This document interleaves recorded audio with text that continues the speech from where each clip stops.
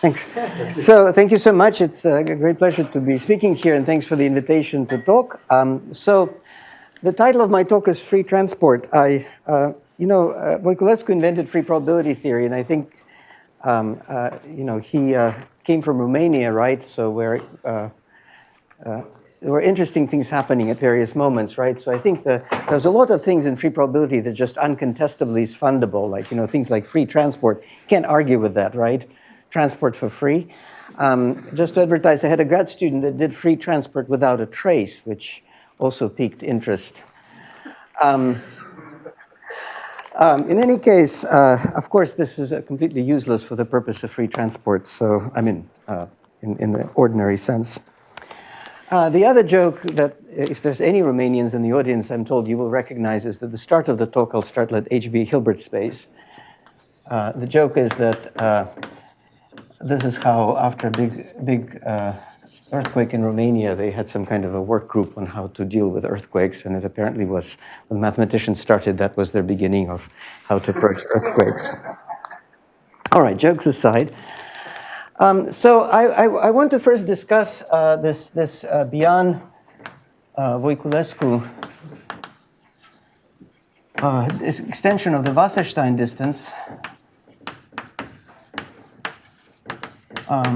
to the non-commutative context, and I will actually do it in the general case. I will not assume traciality, although at some point in my talk I will only be talking about traces, which is, a lot of free probability just traditionally is done in the tracial context, but doesn't have to be. So what is the distance between? So we have some x1, xd, a d-tuple. So xj are, let's say, bounded operators in some Hilbert space x, and they're self-adjoint. And then you have a state, so you might as well say it's a pure state, so C and H is a unit vector. But we're interested in this linear functional that sends something to this vector state. And then you have another d-tuple, y1, yd. Again, they are self-adjoint, and they're in some other Hilbert space, d of k, and you have some other vector zeta. And then you have another state, c, let's say, which is equal to, I'm saying this, equal to zeta dot zeta. So now, what do we mean by a coupling?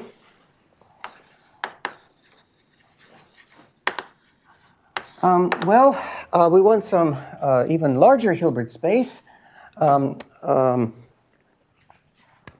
Let's say, I don't know, H tilde. And then on that Hilbert space, which would have some kind of a vector, let's say omega in H tilde. And then what we should have is a state, theta, which is given by that vector. And then we should have operators x1 prime, xd prime, or maybe I should call them tildes since everything is with tilde, y1 tilde, yd tilde. And so what I want to say is that in law, the tildefied x's should be like the x's, and the tildefied y's should be like the y's, right?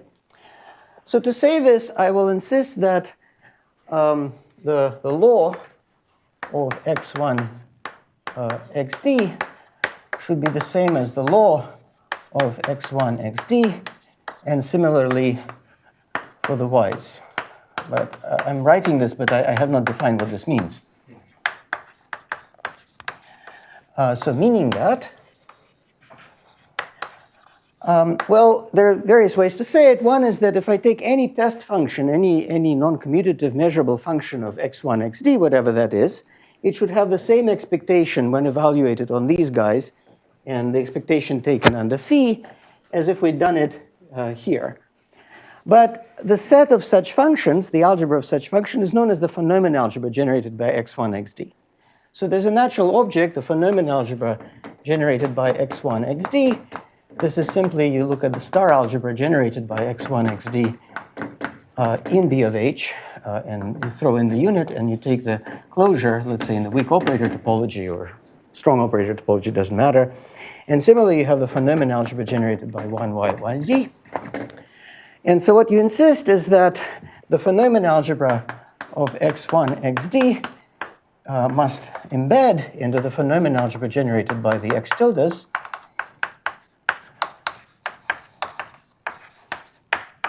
And similarly, the Neumann algebra generated by y1, yd should embed. In what way? In a specific way that takes xj to xj tilde. So that map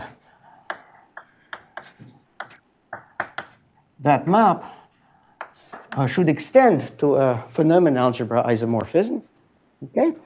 Not only should it do that, it should preserve states. So it should be that phi composed with, let's call this, alpha sub x and alpha sub y. Theta composed with alpha sub y should be psi. Theta composed with alpha sub x should be phi. And not only that, we also want that the adjoints of these maps are well defined. So there should be something called a state-preserving conditional expectation back onto these algebras. Now, for that, you need a condition that can be written in many ways.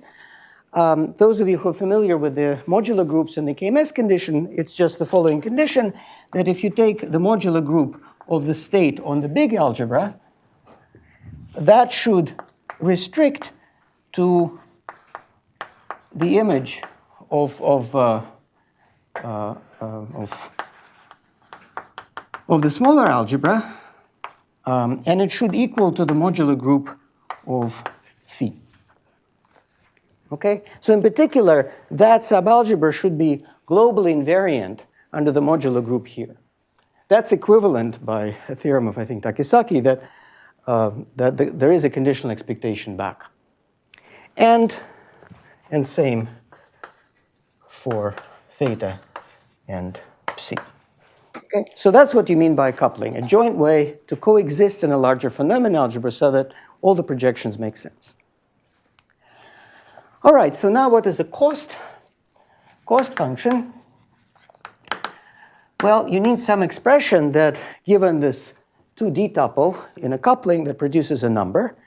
Well, for instance, a quadratic cost would be that you take something like theta of xi tilde minus yi tilde squared. So notice that these are self-adjoint, right? So there's no star needed. Okay.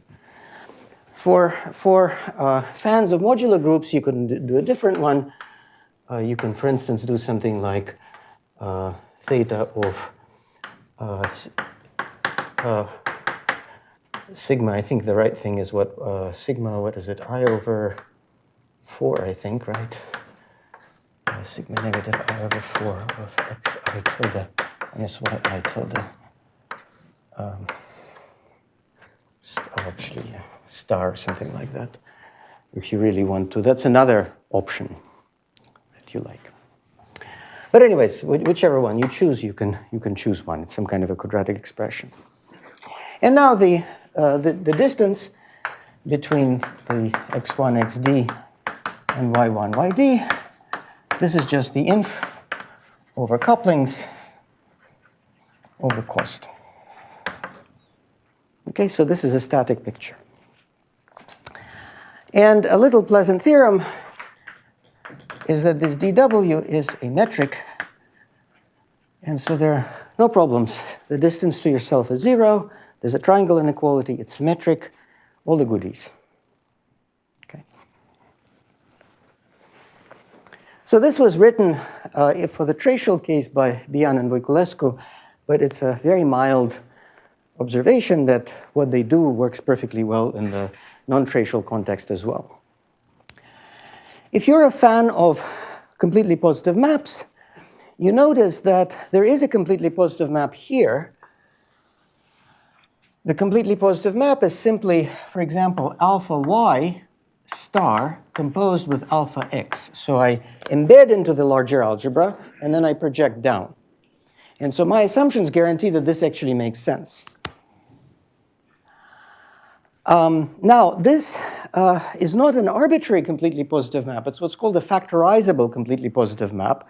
It's a notion that was introduced by Claire and Antonin Abraham de la Roche.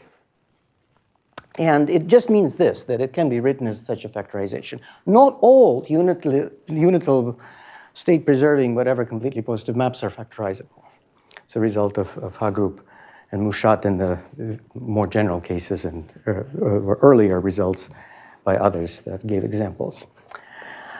So there's something slightly special here, but if you are wondering why on earth this doesn't quite work when you do it in the Trevisan picture and things like this, you see that actually it has to do with the fact that you want to translate this picture to a bimodule where you want to rewrite this cost in such a way that the x's and the y's somehow commute.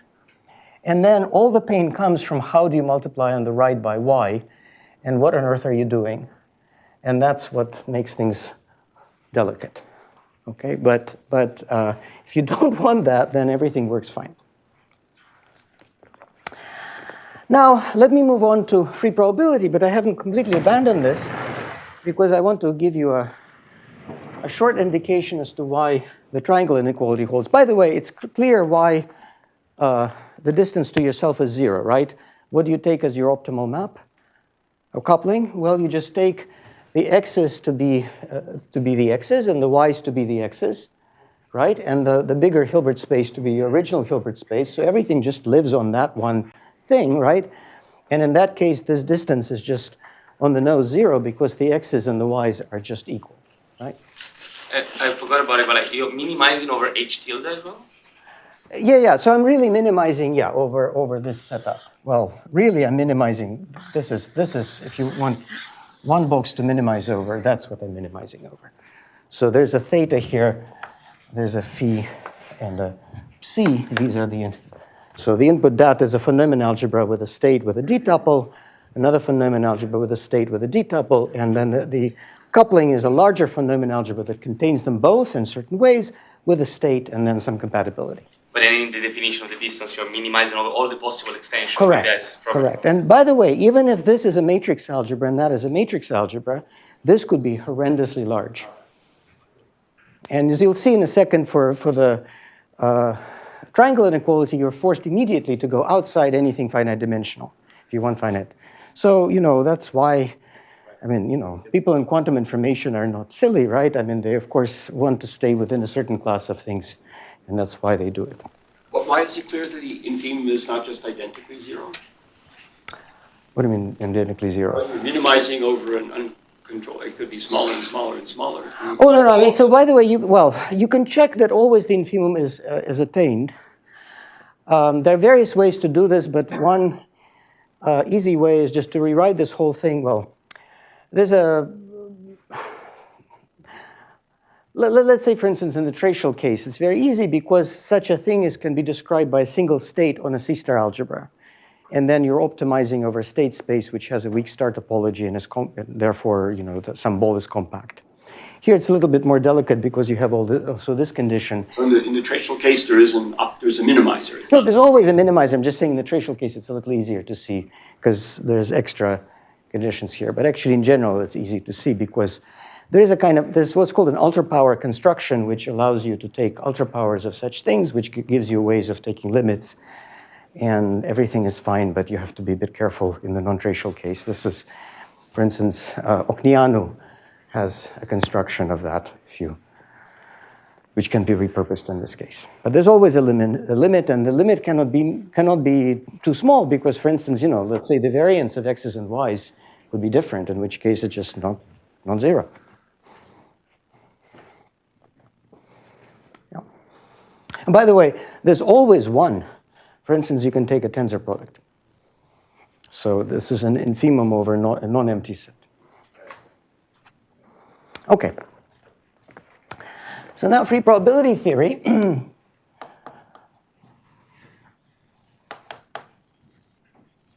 So this is Voiculescu. So this is kind of, if you like, quantum probability.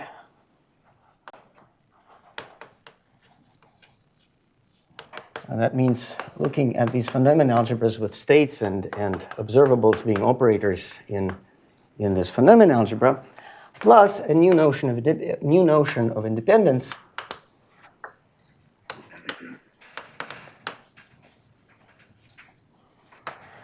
So the notion of independence is very different from the classical one.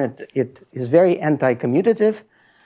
And if you have, say, x1, xd, y1, yd inside M phi, if you call A the algebra generated by the x's and B the algebra generated by the y's, then these are freely independent, A and B freely independent.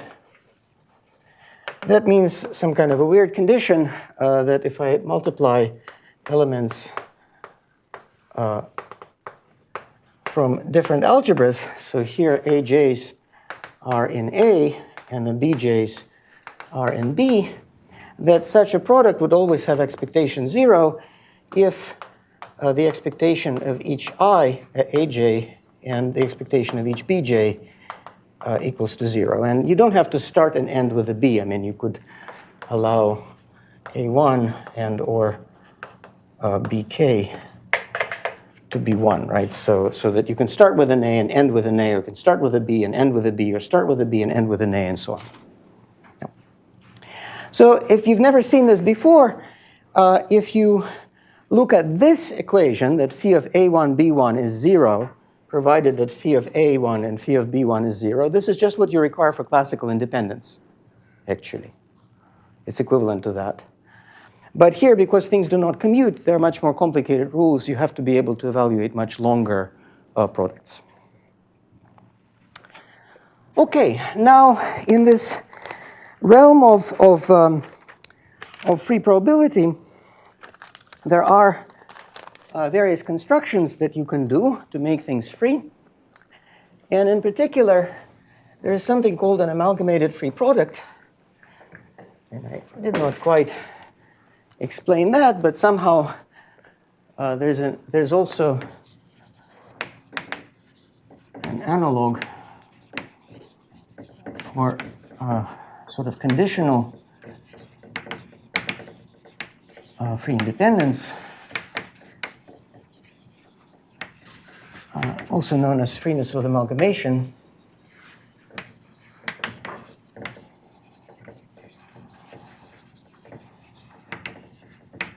I will not go into the details, but basically, if you have a setup like what we had there, so let's say we have some m theta, and then inside of it I have some m phi and m c. So I'm thinking of this as m, this as n, and this whole thing is m, script m.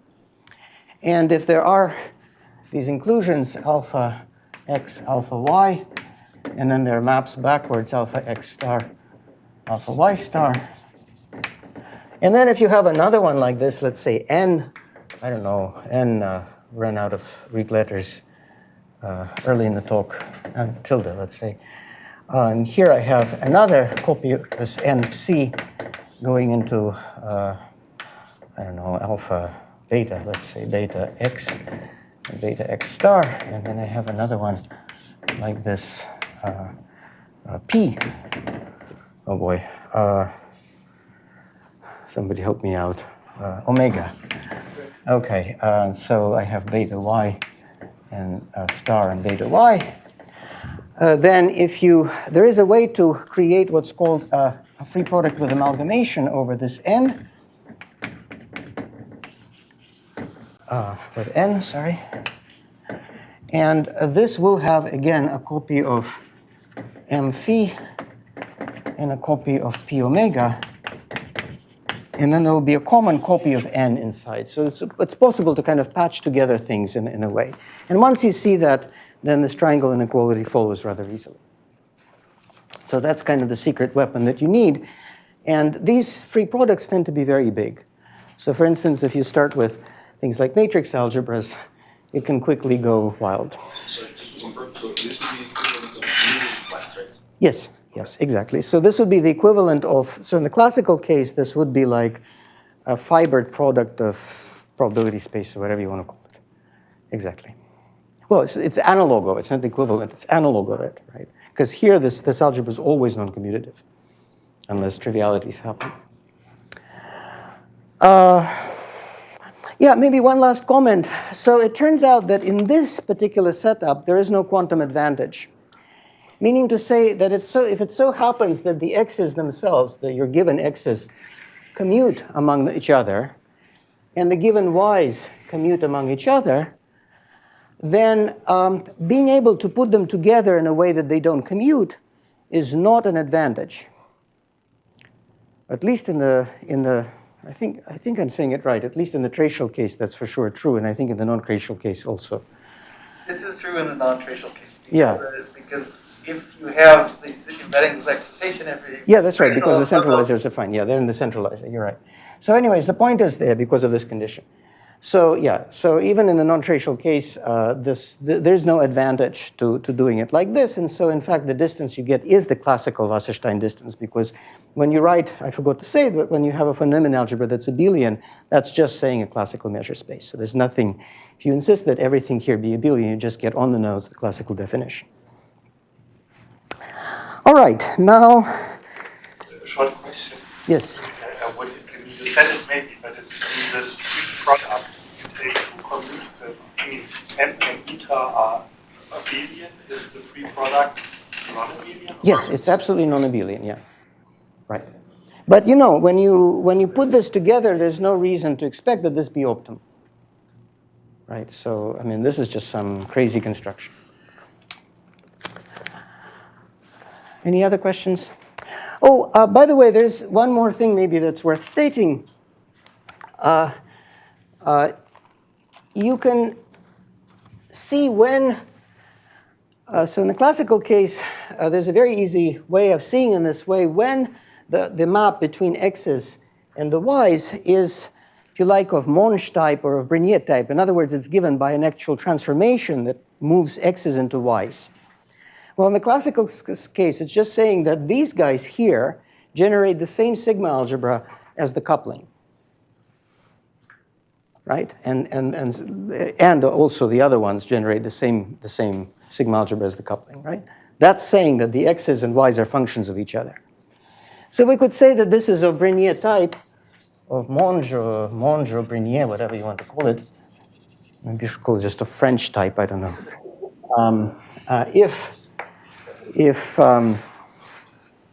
If this von Neumann algebra generated by these x's and y's, I'm just putting vector notation, is the von Neumann algebra generated by the x's and also equals the von Neumann algebra generated by the y's, right? So that means that actually you have sort of transport in a good way.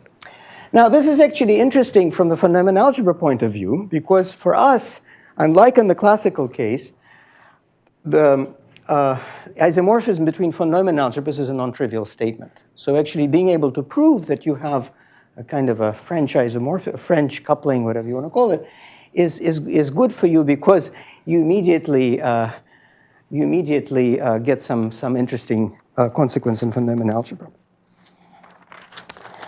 All right, now I could talk forever about this, but fortunately there'll be a few more talks about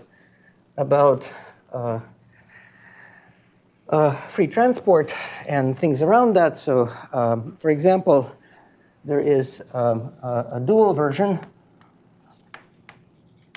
and this is explored in joint work with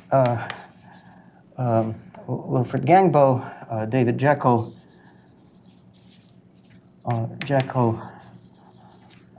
Kyung-Sik Nam, also Wu Chen Li, in a different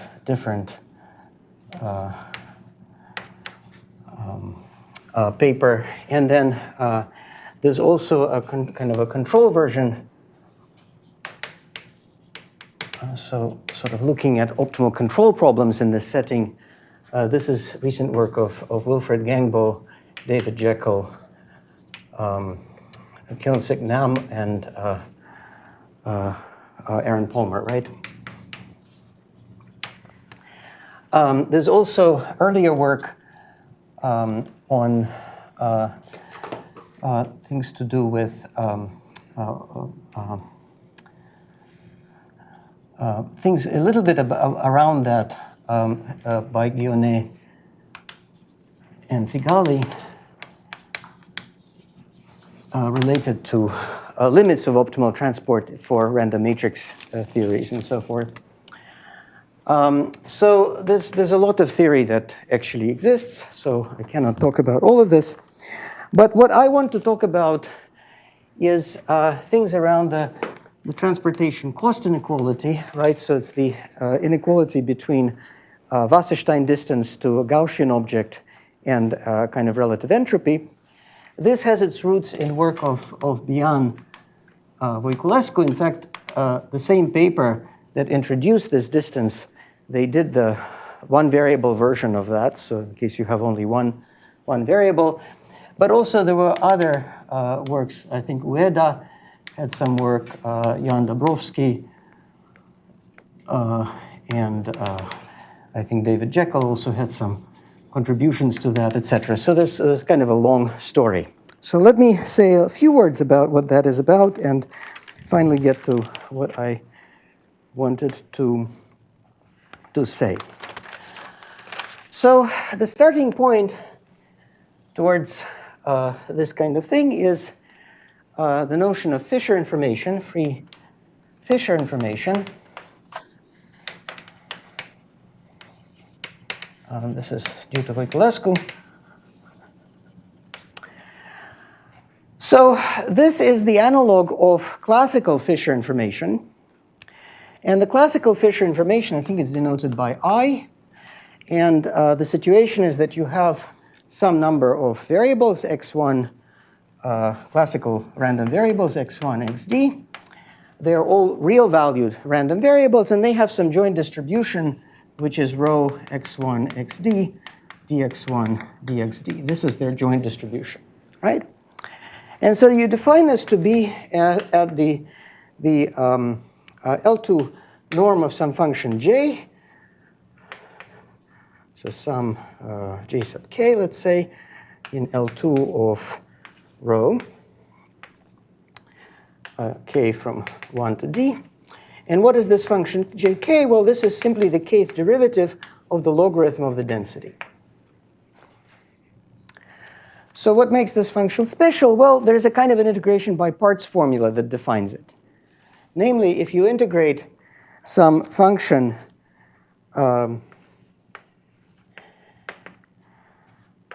f of, say, x1, xd, sorry, if you integrate that function cj x1, j, how am I saying, jk of x1, xd against f of x1, xd, rho of x1, xd, dx1, dxd. Well, you see, when you take this, this means take the partial derivative of log rho, right? So what you get is the derivative of rho divided by rho. These rho's cancel, and so you get the derivative of rho times f dx.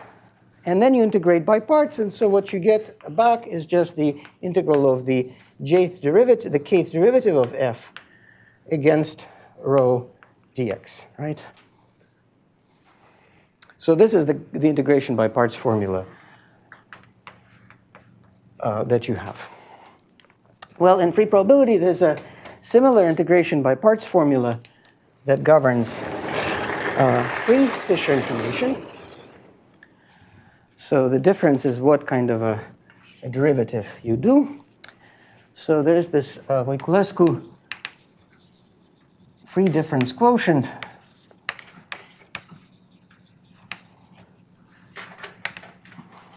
Let's call it delta sub k. So that goes from the algebra generated by x1, xd to its square, tensor square.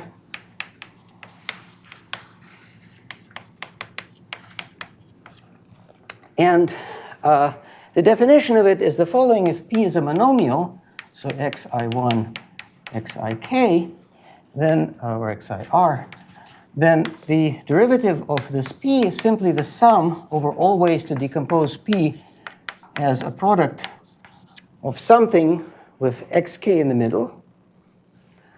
And here you put a tensor b. Okay? Now this derivative is very very nice because if you ever are interested in an expression like this, say I have some function that depends on d variables, and what I do is I perturb one of the variables, let's say the kth one, I perturb it by epsilon, I don't know, q, or something like this, and then what I want to write is a kind of a Fourier series expansion for this function. Let's say this function is a polynomial, and I want to look at the term of order epsilon. You see that if this f were just a monomial like this, then this would amount to writing it in all such ways and then replacing x by q. So what that is simply the kth derivative of p acting on q, where this action is this, right? It's kind of sideways multiplication on both sides. And so now you make a definition of what it means to be this conjugate variable. How much time do I have? Is it 20 minutes or? Yeah. 15, okay. So then, so the definition is that Cj, C1, Cd are free score functions for x1, xd if the following is true. If I take the dot product between c, k and any non-commutative polynomial f of x1, xd, this is the same thing as the derivative of this polynomial, right? Which is exactly this formula here. This is just saying that jkf is the same as 1, the constant function 1 times the kth derivative of f. And that's the same kind of integration by parts formula. Yes? Are we in the tracial case now? Yeah. So I forgot to say, actually, you don't have to be in the tracial case, but there is a little bit extra you need to require in the non-tracial case, namely you need to assure that these move with the modular group the same way that the x's do. But yeah, let's assume tracial case now. But actually, a lot of the theory works well even in the non-tracial case. All right, and so now one defines the free Fisher information of x1, xd to be the sum of these L2 of these variables. So this is exactly like in the classical case, that is. And then you should think of it as somehow the Fisher information is kind of, right, let me say something else. Silly thing, I mean, just very silly. Yeah. But the existence of this psi k here is clear. No, it's a condition. Just like in the classical case, it's a condition that, the derivative of this guy, actually, well, first of all, that you have a density, and it's a condition that the derivative is an L2, right? Or or It's like a domain of diffusion. right. So this is a condition. Yeah. So this may not happen, may not exist. So where this whole thing shines is there's something called free Brownian motion. So take Carlin-Stock and replace fermions by free semicircular variables. So basically replace this anti-symmetric Fock space by a full Fock space and take real parts of these creation operators. You get a process which is called free Brownian motion. And let's just call it S1 SD. And I don't have time to explain, but everything that many things that you like about these things work. So for instance, there's a theory of stochastic integration. It was initiated by Bian and Speicher, and Alice Guionnet contributed a lot to it, and many others since then. So basically, if CJs exist and are reasonable, and I will not define reasonable, then there exists a stationary solution to an SDE which looks like this. I have a free Brownian motion increment, whatever that is. And then I am moving by this conjugate variable Cj of xjt, x1t xdt dt, subject to x0 j being my xj. So if I have an initial condition, I have reasonable conjugate variables, then I have a stationary solution for this. And stationary solution means that whenever you take any test function, non-commutative test function in x1, xd and evaluate its expectation, that doesn't change with time. So why is this good? Well, because this gives you right away a kind of a proof for the transportation cost inequality, namely this solution at time t, x1, x dt, and x at time 0 plus root t, well, let's say plus integral from 0 to t ds,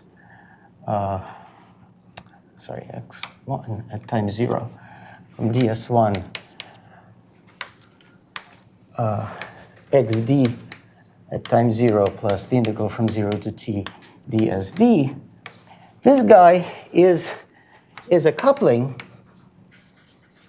between this x1 xd and x1 plus root t s1 x let's say some tilde xd plus root t sd. Why? Because the law of this one is stationary, so its law is the same as the law of x1 xd. And here, if you compute this integral, you get a semicircular variable of size, so to speak, square root of d, right? Because the Brownian motion moves like square root of time. So you have a coupling here. And the nice thing is that this coupling is quite good because these guys are basically like x0 plus this integral from 0 to t dsj plus, roughly speaking, t over 2 cj. And so if you look at the difference between them in how they're written, in the coupling where they're written, the difference is on the order of t x cj. So you get that immediately that the Wasserstein distance between, so dw of these guys is bounded by something like t over 2, the norm of cj. And so then, if you embellish on that, you see that when you integrate these things over time, somehow the Fisher information is a kind of derivative of entropy, so you get your entropy term, and on the other hand, you get the Wasserstein distance from x0 to, if you do things correctly, to the semicircle law, because this mixes in more and more noise as t goes to infinity. Okay, so that's kind of, actually, if you know the Otto-Villani proof of the classical transportation cost inequality, it's exactly that, only just different SDs used, different noises used, and therefore the different limit law is there. All right, great. But now what happens if you actually don't have conjugate variables? So what are interesting situations where you don't have conjugate variables? Well, let's look at the classical case. So suppose we're in the following situation. We're in RD, and inside RD we have some M, which is a lower dimensional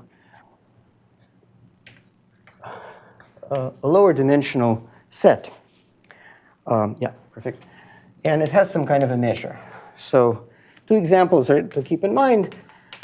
M is solution to some algebraic equations. R1, x1, xd equals to 0, Rp, x1, xd equals to 0. So it's some kind of an algebraic variety, manifold or something like this, and you have some kind of a volume form on it. So that's example 1. And example 2, say a Cantor set in R. So you take, a third Cantor set, right? So this is your, you divide, and then you eliminate the middle, and you keep on going, right? will stop, but because I only have 10 minutes, right? All right. Okay, now, and this also has a natural measure on the Cantor set measure, which is the infinite product of, what is it, delta at 1/3 plus delta to minus 1/3 or half or something. You take an infinite product of such measures. Okay. Now, this measure will never have any kind of a score function, right? Because if you try to use the formula for the score, which is more or less the gradient of log density, there's the first problem, which is that you don't have a density. However, if you convolve your measure with a Gaussian of order t, so variance t, okay, so this is variance, then let's call this mu t. This suddenly, of course, looks like this, right? And that certainly has a density. So it will have a conjugate variable, and it will have a Fisher information. And it turns out that if you look at the rate at which this Fisher information changes as t goes to infinity, it blows up, typically. And it blows up roughly at the rate of t. So very roughly, if you look at t times the Fisher information, it blows up at least like 1/t. So if you take the dimension minus the ambient dimension minus this and take here, say, lim inf as t goes to 0, then this actually turns out to be kind of a dimension of m. So more precisely, there's a theorem due to Alice Guillaumet and myself that actually if mu is dimension regular, so that just means that if you look at the measure of a ball of radius r around any point, then this moves like r to the alpha around x, then this quantity ends up being the integral, the average dimension of your set. So in the Cantor set, it will be like log base 2 of 3 or something like that. Whatever, log, whatever. Okay. And here it will be just the dimension of the manifold. If you want to believe this a little bit more, we write this as think of this as L'Hopital's rule on the integral from 0 to something of this imt dt divided by the integral from 0 to something of 1/2 1/t dt. Just put this t in the denominator. And then you see this is like entropy, and this is like log. So this is some kind of a logarithmic or log of square root of t, and this is a kind of a logarithmic rate at which entropy blows up, which is a sort of a volume of an epsilon of a t neighborhood of the set, and that's where it connects to Minkowski dimension. So what happens in the non-commutative? Oh yeah. So now it turns out that there's a related quantity that you can define in the using Wasserstein metric, and as far as I know, I haven't seen this even in the classical case done. So you can make the following definition. So you look at d minus the lim inf as t goes to 0. So the setup is the same. We have same measures and so forth. And here we take the Wasserstein distance between mu and mu t squared, and we divide by t.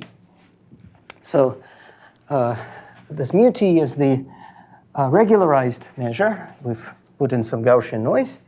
We see how much it costs to move into that direction. And you look at how that compares to t, and then the limit of that. So it's kind of funny because the dimension is a kind of derivative of Wasserstein distance at 0. So you can check that in examples this matches dimension in its previous definition as this kind of thing. So for instance, if in a one-dimensional subset of R, it's not hard to check that actually this matches this. So for instance, for the Cantor set, it will give you some fractional thing. And on a manifold, it's kind of easy to understand why, because see, when you do something like this, you have to somehow transport it back to your measure, and basically you have no choice but to push towards your manifold perpendicular to it. So you're expending, roughly speaking, square root of t of energy in order to do that, or I guess square root of t squared energy in order to do that, which is this. And so in all the dimensions perpendicular, you will be getting a 1 here. And so that's why it's the 1 minus the codimension, d minus the codimension, which is the dimension. All right, what happens in the non-commutative case? Well, it works quite well, actually. Before you turn to the Yeah. does it also work for sublaplacians? What? This kind of freak out, do they also work for sublaplacians? What do you mean? You mean different convolution? Right, I mean, if you take a convolution along a sublaplacian Brownian motion or something. If you can do the, it's delicate. In principle, let's talk offline. It's delicate. It depends on when you can. But in principle, it should. Yeah, I mean, for good sublaplacians, it works. For bad sublaplacians, it doesn't. But just bad could be Cantor set-like things, which can be quite bad. Okay, so I have what, 3 minutes? 3 minutes. So the non-commutative case. So there is something called free entropy dimension. This is again due to Voiculescu, and this is d minus lim inf as t goes to 0. The Fisher information of, again, you do this kind of semicircular perturbation.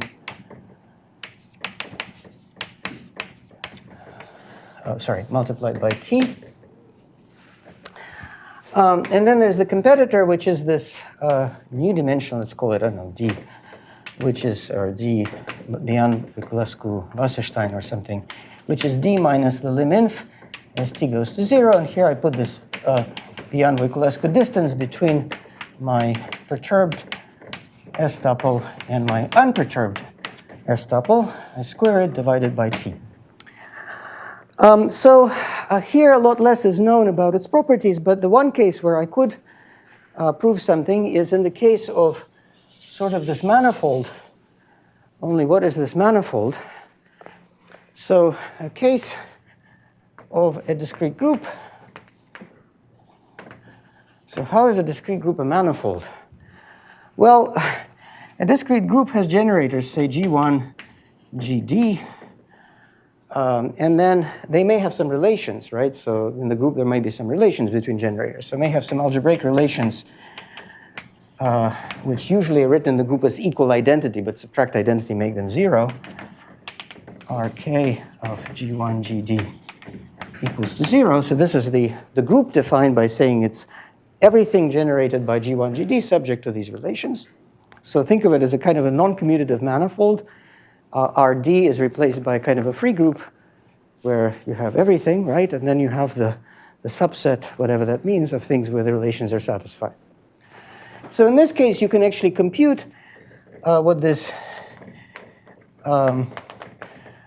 this turns out to be that this is the same thing as Voiculescu's thing, and the same as what's called the first L2 Betti number of the group,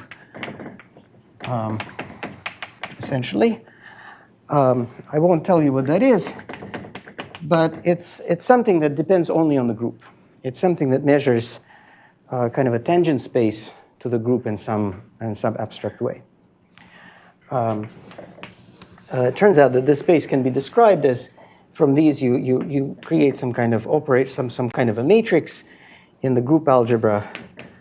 Tensor itself matrices of k by d over this algebra, and the kernel of some matrix Q, kernel of this Q, ends up having some kind of an L2 dimension, whatever that is, and when you compute that, you get this number here.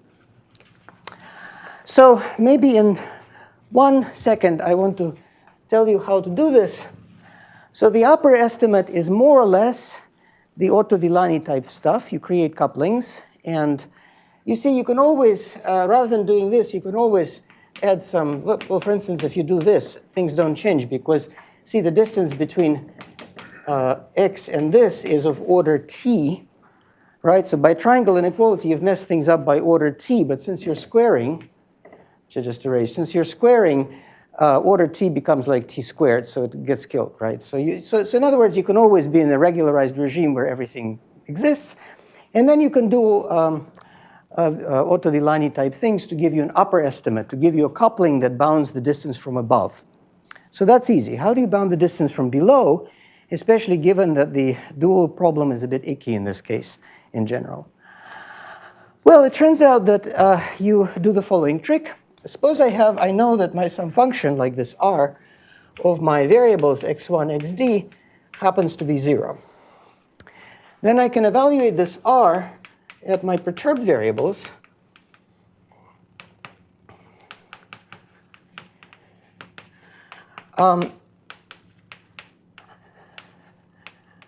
where, so minus r of x1 tilde xd tilde.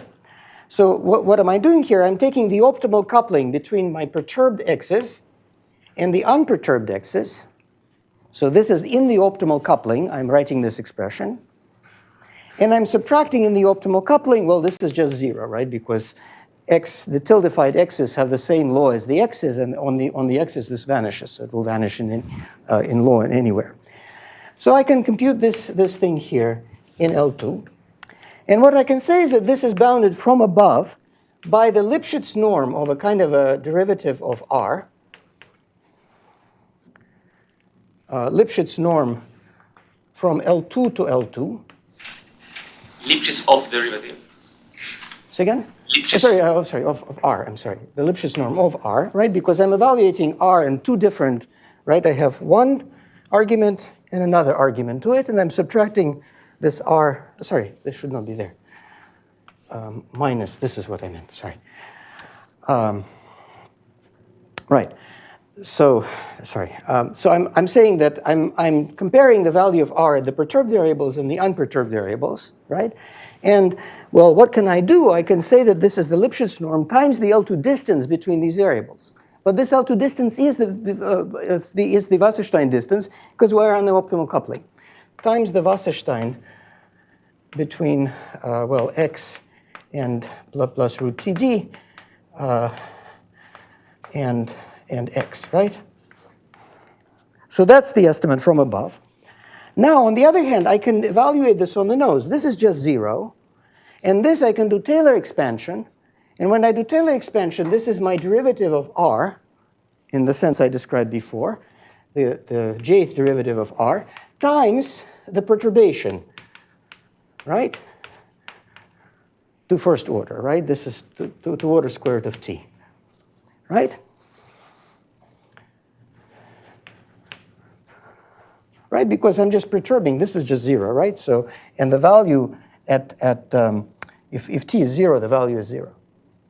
So the difference is just on the order of the derivative. And so now this I can evaluate, and this ends up being the Hilbert-Schmidt norm of this derivative of r. Whereas this guy here ends up being the Lipschitz norm of this, which I can write as the infinity norm of the derivative. So I know that the Wasserstein distance is from below bounded by the Hilbert-Schmidt norm of some dr divided by the infinity norm of some dr. Okay, now we're in dimension d. What does this count? Well, if you optimize over r, it counts how many eigenvalue, how many non-zero, it counts the rank, right? It's the rank of dr, right? So it ends up being the rank of dr, right? Because if you optimize, you will get some matrix like this. Its infinity norm is 1, but its Hilbert-Schmidt norm, well, Hilbert-Schmidt norm squared, because I want square on my Wasserstein, wherever it is. The Hilbert-Schmidt norm, here it's order square root of n, but if I square, I get n. So that's kind of the point. All right, so with that, I quit. Sorry to be over time. Thank you so much.